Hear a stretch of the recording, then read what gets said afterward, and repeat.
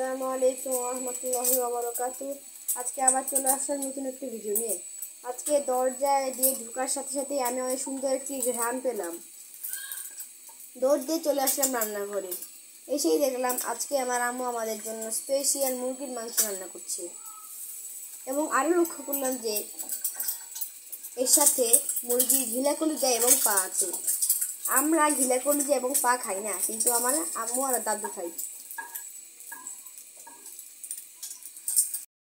অন্য পাশে আমার আম্মু আমাদের জন্য কয়েল পাখির ডিম রান্না করছে, যাও আমাদের খুবই পছন্দ। মাঝে মাঝে কয়েল পাখির ডিম খাই। দেখুন মুরগির গোশত কষানো হয়ে গেছে, যার পরে এখন আমার আম্মু ক্ষেত্রে আলু দিচ্ছে। আমার আম্মুর মুরগির গোশত কিন্তু অনেক মজা হয়।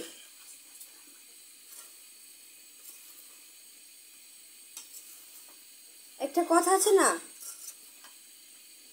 যে কাজ আস্তে আস্তে করা হয় সেই কাজটাই সুন্দর হয়। আমার আম্মু যখন কোনো বস্তু রান্না করে বা কোনো কিছু রান্না করে তখন সময় নিয়ে করে, যার কারণে সেই খাবারটি খেতে অনেক মজা হয়। এবং যদি আমার আম্মু কোনো কাজ করে সেটিও খুবই ধীরে সময় নিয়ে করে, যার কারণে সেই কাজটি অনেক সুন্দর হয়।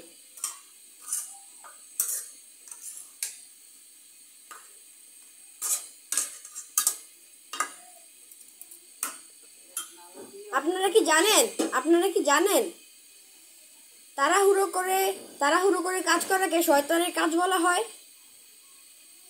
অবশ্যই আপনারা আমাকে কমেন্ট করে জানাবেন।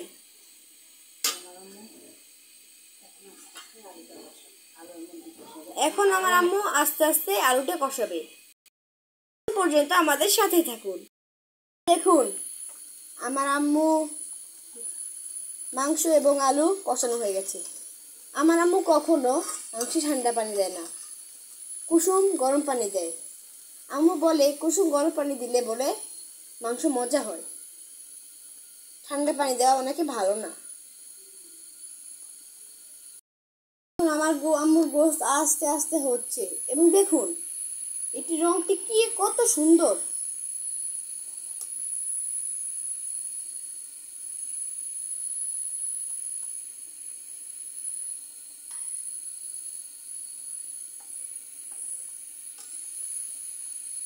আমার এখন এটি খেতে ইচ্ছে করছে।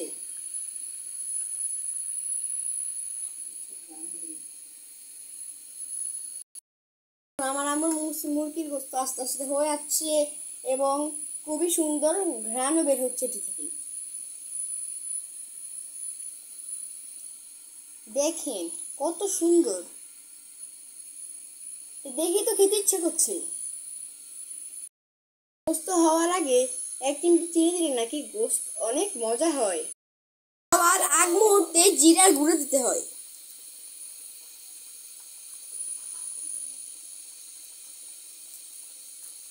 এই দেখুন আমার আম্মু দিয়ে দিল।